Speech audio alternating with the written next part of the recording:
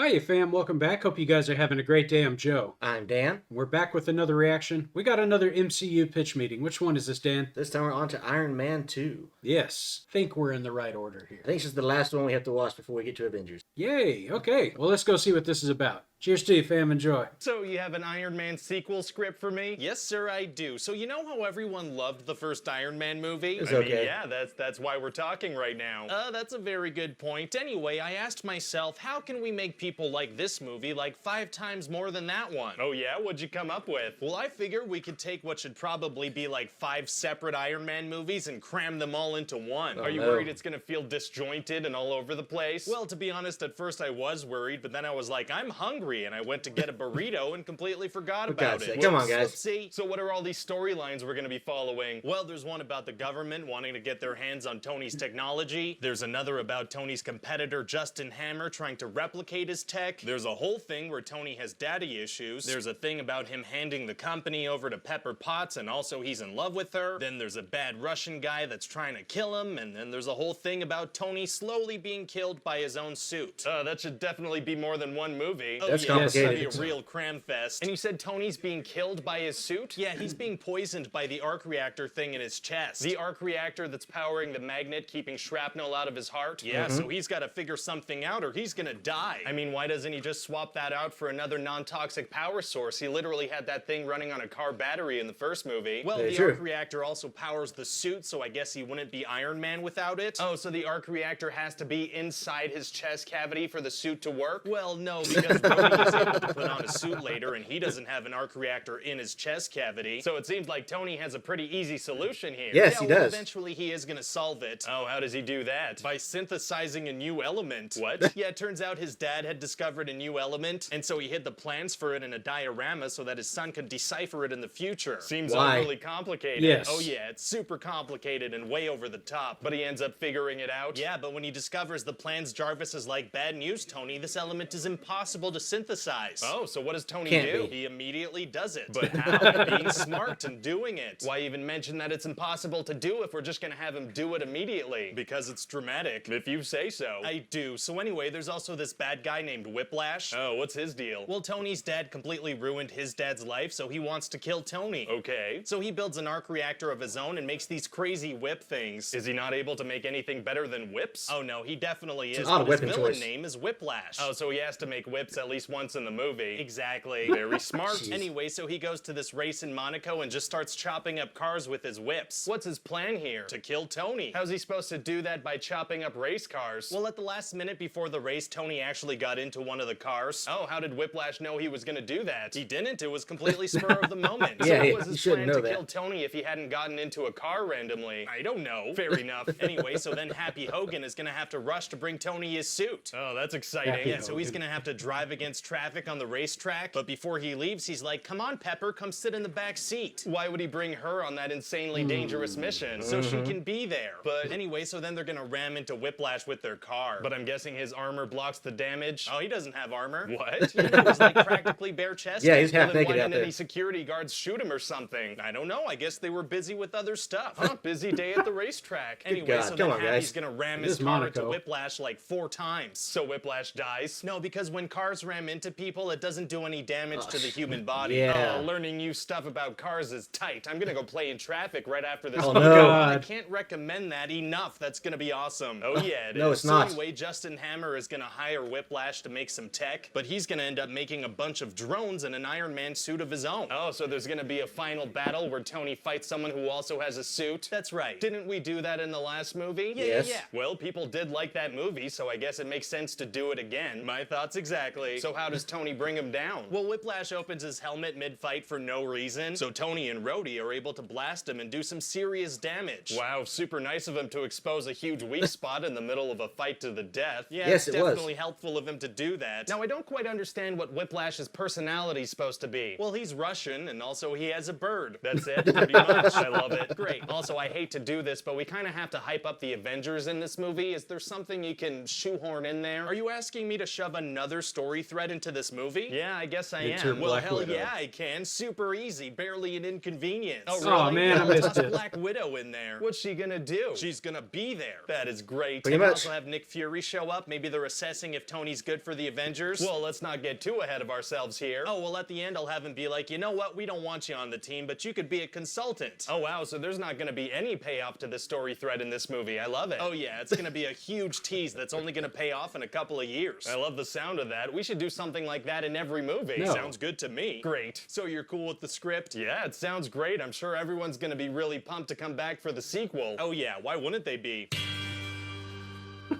Yeah, so much for that. Why he didn't return. His loss. I thought I had noticed that there was somebody missing and in the wrong place, and Yeah. sure enough, there was. They replaced him. They replaced Eric Bana. Yeah, and I guess he wasn't the only one. Yep. So yeah, I honestly thought this whole time whatever minuscule exoskeleton he had on there was his armor, but no, I guess not. I mean, it really only covered his chest. It wasn't that much as far as armor goes. Yeah, that should have destroyed his pelvic area. Right? But I mean, granted, yeah, the guy's all muscled up, but you're not going to stand up to a car bashing you against a wall. no amount of being Russian is going to do that for you. So, yeah.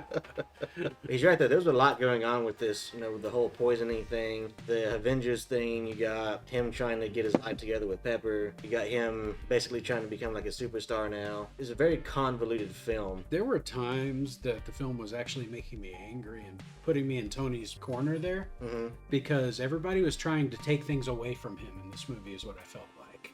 It felt like his buddy, who was replaced by Terrence Howard there, Mm-hmm. was trying to take one of his Iron Man suits away from him. Yeah, You have no right to take his tech, and you just took it anyway. right. Pepper and Black Widow were constantly trying to get him to leave his company, or security would throw him out. I'm like, this is his damn company. Right.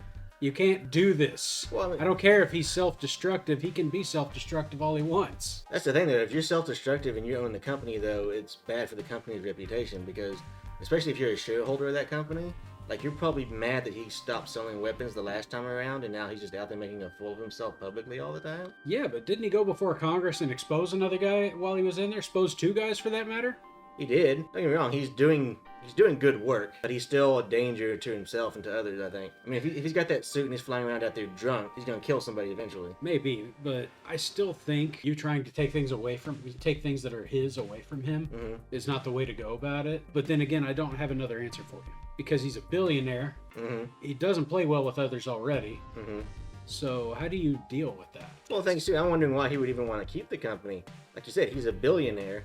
He has all the technical knowledge he needs to do this stuff on his own. We've seen him build the suit in the cave. Why does he need the company? Why doesn't he just actually retire somewhere, do what he wants on his own time, and let the company run itself? Suppose he could. I don't know. I just don't like the idea of people trying to remove him from his own building, or No. take his property. And that's fair. I mean, if I were in his shoes too, I'd be like, no, this is my company. It's my father's company. You know, I want to run it, and I want to maintain that legacy. But, you know, you have to be the bigger man and realize, you know what? I'm probably not the best suited for this job. Yes, and that's a realization that he had to make himself. Mhm. I still think that the way they went about it wasn't the right way, but I could be wrong. But yeah, the whole point where like Rhodey comes in, just steals the suit, like Yeah. that's going too far. Like I you thought can't so just too. steal the man's tech. That's basically what a communist country does, and we're not communists. Yeah, you stole it for the government's purposes. Right. That's not cool. That should have ended friendships.